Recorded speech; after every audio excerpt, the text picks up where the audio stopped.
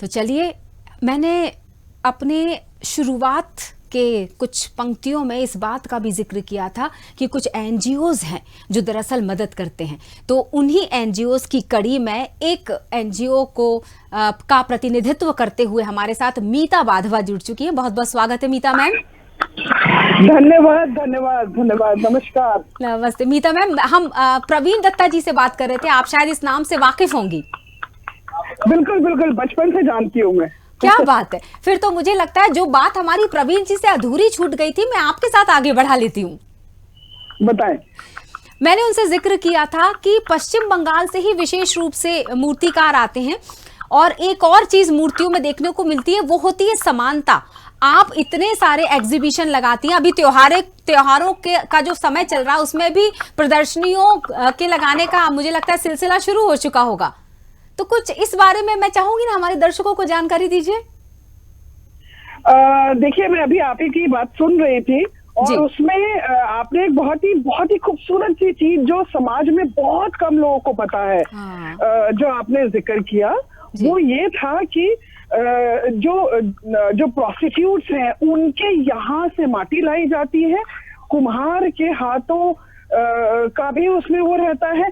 तो बेसिकली हम अपने ही संस्कार को यदि देखें, जो हमारे देवी देवता से मतलब सीख हम लोगों को मिलती है, उसमें ये रहता है कि हम सशक्त करें उनको जो कमजोर वर्ग है। सही। तो ये जो एग्जीबिशन है ये उसी का ही एक प्रारूप है। हम उन महिलाओं को लेकर आते हैं एक प्लेटफॉर्म में जो किन्हीं कारणों से उतने पैसे देके बड़े होटलों में, बड़े जगहों पर दुकान नहीं ले पाते, एग्जीबिशन में पार्टिसिपेट नहीं कर पाते हैं। बिल्कुल। उनको हम इन्हीं दौरान, मतलब इसी तरीके से इसी दौरान सारे हैंडीक्राफ्ट, चाहे वो घर में गुजिया पापड़ और ये दिवाली के और दशहरे की मिठाइयां बनाए, इनको एक प्लेटफॉर्म पे लेकर आते हैं ताकि जो हमारी पुरानी परंपरा है कहीं ना कहीं से ये रहे और हमारे आगे आने वाली जनरेशन भी इसको फॉलो करे। बिल्कुल सही बात है। मीता मैम, महिला मूर्तिकारों को लेकर आपका क्या सोचना है? आपने उनके लिए क्या पहल की है? देखिए, मूर्तिकारों का जो ये मूर्तिकार हैं ये ज्यादातर जो है पश्चिम बंगाल से आ रहे हैं, जो कि आपने अभी बताया। हाँ।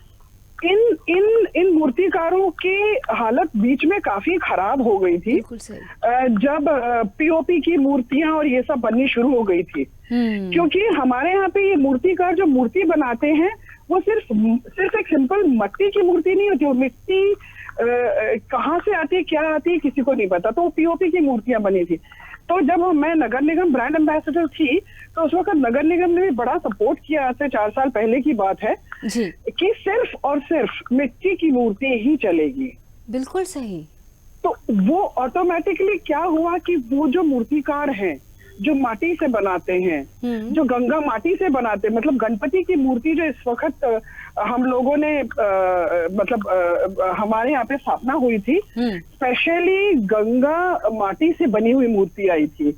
जो माँ दुर्गा की मूर्ति बनती है वो अलग माटी से बनती है। तो ये चीजें जो जब तक हम इन चीजों को खुद फॉलो नहीं करेंगे, हमारे बच्चे फॉलो नहीं कर पाएंगे और उनको इसके पीछे की स्टोरी नहीं पता रहेगी। उसके लिए आप जैसे लोग मौजूद।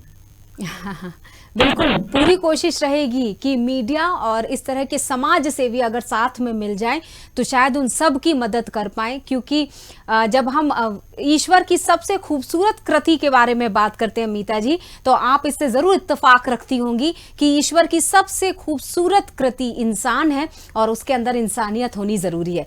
ये बेहतरीन उदाहरण मूर्तिकार हैं इसका। मीता जी, अगर मैं अब प्रदर्शनी को जोड़ लेती हूँ, कितना क्या बजट होता होगा? और मैं चाहूंगी मैं उसको खरीद फरोख्त वाले उस शब्द का इस्तेमाल नहीं करूंगी कि कितने में खरीदी जाती हैं मूर्तियां। मुझे ये सिखाया गया है और मुझे लगता है आप भी इस बात से सहमत होंगी कि हम उसे न्योछावर कहते हैं।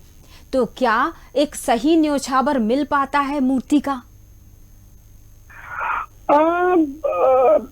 मिल पाता है, उनको काम मिल पाता है, यही एक अपने आप में एक बहुत बड़ी बात है।